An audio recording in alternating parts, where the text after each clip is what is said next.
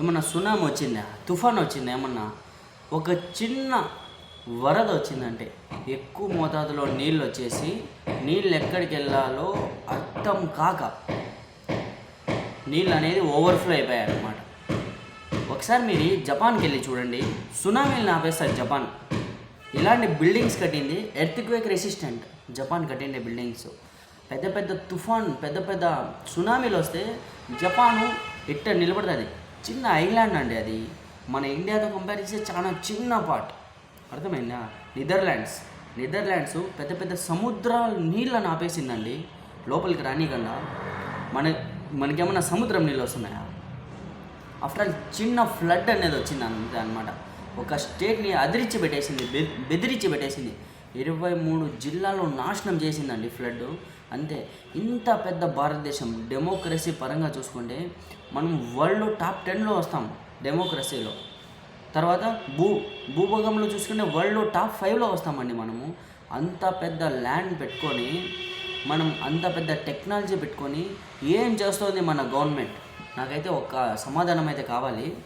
నేనైతే మనస్ఫూర్తిగా బాధపడుతున్నాను. ఎందుకంటే ఇంత పెద్ద భూభాగం పెట్టుకొని, ఇన్ని 29 రాష్ట్రాలు పెట్టుకొని, మనము 29 స్టేట్స్ అండి, లిటరల్లీ 29 రాష్ట్రాలు పెట్టుకొని మనం ఒక చిన్న స్టేట్ని కాపాడుకోలేకపోతున్నామండి. ఇక్కడ state government fell down, central government కూడా నో అంతా అవుతుంది నా ఒపీనియన్లో అయితే. మరి చూడండి, రష్యా మొత్తం నదిని ఎండిపెట్టేసిందండి. అలాంటి టెక్నాలజీ ఉందండి రష్యా దగ్గర. సముద్రాలు, సునామీలు, పెద్ద పెద్ద నదుల్ని ఎండబెట్టేసిన రష్యా. కర్ణాటకలో చూడండి ఒకసారి, కర్ణాటకలో మొత్తం అండర్ గ్రౌండ్ వాటర్ సప్లైనే పెట్టేసింది. తర్వాత ఒడిస్సాలో మొత్తం భూగర్భ జలాలనే తవ్వి పెట్టేసింది. అలాంటి ఇది అనుకొని ఇక్కడ state government failure, central government కూడా ఫెయిల్యూరే నా యొక్క ఒపీనియన్లో. మరి మీరేమనుకుంటున్నారు ఒకసారి కమెంట్ డౌన్ చేయండి.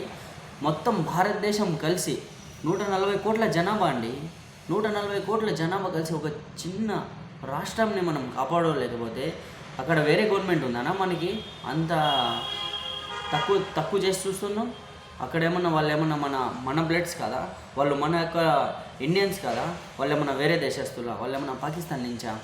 ఒక్క మాట గుర్తుపెట్టుకోండి, మన గవర్నమెంట్స్ ఇక్కడ పని చేయకంటే గవర్నమెంట్స్ని పడగొట్టే బాధ్యత అనేది సెంట్రల్ గవర్నమెంట్ని పడగొట్టాలి, స్టేట్ గవర్నమెంట్ని పడగొట్టాలి.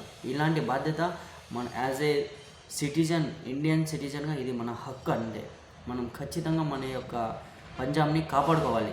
ఇది నా థర్డ్ వీడియో పంజాబ్ కోసం. ఎందుకంటే మొత్తం ఒక స్టేటే అతలాకుతలం అయిపోయింటే వాటర్లో.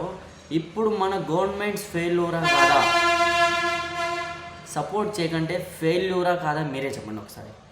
నేనైతే హోప్ ఈ వీడియో ప్రతి ఒక్కరి దగ్గరికి రీచ్ అవుతుంది.